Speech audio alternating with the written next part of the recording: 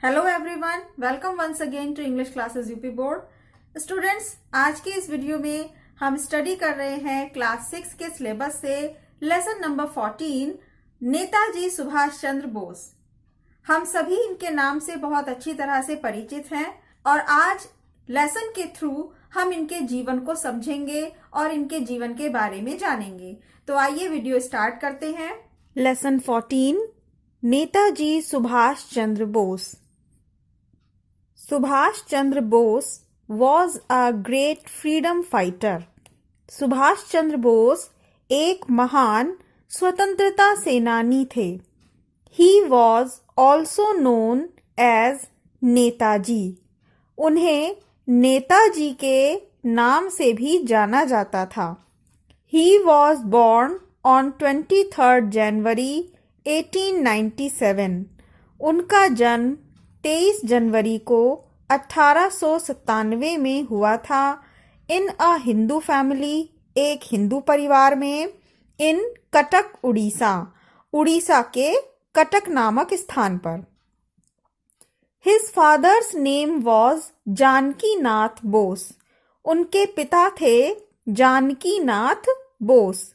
And his mother's name, और उनकी माताजी का नाम था Prabhavati Devi. He was a brilliant student in the school. वह एक बहुत ही होशियार विद्यार्थी थे। In the school, स्कूल में। Brilliant means होशियार और student विद्यार्थी। He completed his schooling from Cuttack. उन्होंने अपने स्कूल की शिक्षा, स्कूल की पढ़ाई को कटक से पूरा किया। Matriculation from Calcutta, now Kolkata.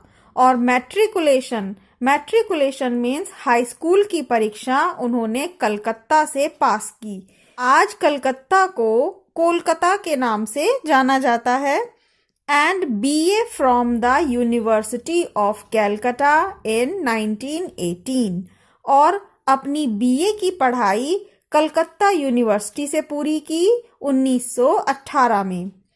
Letter, बाद में, हिज फादर, उनके पिता ने, सेंट हिम, उन्हें भेज दिया, to England to appear in the Indian civil services ICS examination. बाद में उनके पिता ने उन्हें भेज दिया इंग्लैंड इंडियन सिविल सर्विस की परीक्षा में बैठने के लिए। इंडियन सिविल सर्विसेज एक सबसे बड़ा एग्जाम माना जाता था। आज भी यह बहुत बड़ी परीक्षा है। ICS की परीक्षा में बैठने के लिए इनके पिता ने इन्हें इंग्लैंड भेजा था। He passed and joined the service. उन्होंने इसे पास किया और सर्विस, नौकरी को ज्वाइन कर लिया। बट सून ही रिजाइन, लेकिन जल्दी ही इन्होंने इससे इस्तीफा दे दिया। From the Indian civil services, Indian civil service से जल्दी ही इन्होंने रिजाइन, इस्तीफा दे दिया। एंड रिटर्न टू इंडिया, और लौट आए Bharat. To participate in the freedom movement, आज़ादी के आंदोलन में हिस्सा लेने के लिए, पार्टिसिपेट, शामिल होने के लिए भारत लौट आए। He was very much influenced by the nationalist. वह बहुत ज्यादा प्रभावित थे राष्ट्रवादी देशबंधु चित्तरंजन दास से। His political guru, और यही देशबंधु चित्तरंजन दास इनके राजनीति के पॉलिटिकल गुरु बने। He motivated the people. इन्होंने प्रोत्साहित किया, मोटिवेटेड, प्रोत्साहित किया, पीपल, लोगों को, to join the freedom struggle, आजादी के संघर्ष में शामिल होने के लिए। Subhash Chandra Bose strongly opposed British rule.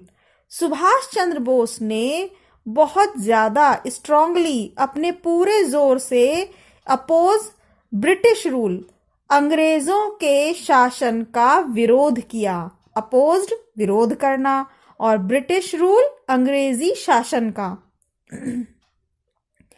Through the newspaper, newspaper के द्वारा। और इस न्यूज़पेपर को बुलाया जाता था called Swaraj.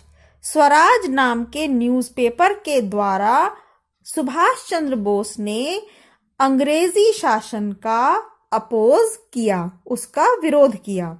He went away to Singapore, वह चले गए Singapore and formed his own, निर्माण किया अपनी इंडियन नेशनल आर्मी का, भारतीय राष्ट्रीय सेना का, जिसे शॉर्ट फॉर्म में कहा जाता है INA। I means Indian, N means national और A for army. Also known as Azad Hind Fauj, और हिंदी में इसे एक और नाम से जाना जाता था जिसको कहते हैं आजाद हिंद फौज। He gave the slogan to his army, उन्होंने दिया नारा, स्लोगन मीन्स नारा, टू हिज आर्मी, अपनी सेना को, दिल्ली चलो, एंड जय हिंद, इन्होंने अपनी सेना को दिल्ली चलो और जय हिंद का नारा दिया। He inspired his army through his great words, इन्होंने इंस्पायर्ड, प्रेरणा दी, हिज आर्मी, अपनी सेना को, थ्रू हिज ग्रेट वर्ड्स, अपने महान शब्दों के द्वारा। और वे महान शब्द थे give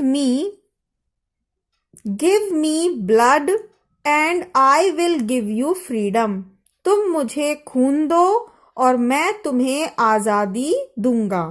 to make his motherland free, अपनी मातृभूमि को आजाद करने के लिए, from the rule of Britishers, अंग्रेजों के शासन से, अंग्रेजों के शासन से अपनी मातृभूमि को आजाद करने के लिए इन्होंने अपने सेना को ये नारा दिया, लोगों को प्रोत्साहित किया कि तुम मुझे खून दो, मैं तुम्हें आजादी दूंगा। इट इज बिलीव्ड, ऐसा माना जाता है, ऐसा विश्वास किया जाता है, दैट नेताजी डाइड, कि नेताजी की मृत्यु हो गई, इन आ प्लेन क्रैश, एक विमान हादसे में, इन ताइवान, इन 1945, ताइवान में 1945 में। But the mystery of his death, लेकिन उनकी मृत्यु का रहस्य, इज स्टिल अनसॉल्व, अभी भी अनसुलझा हुआ है, अभी भी इसे हम सॉल्व नहीं कर पाए, हल नहीं कर पाए हैं कि उनकी मृत्यु कैसे हुई।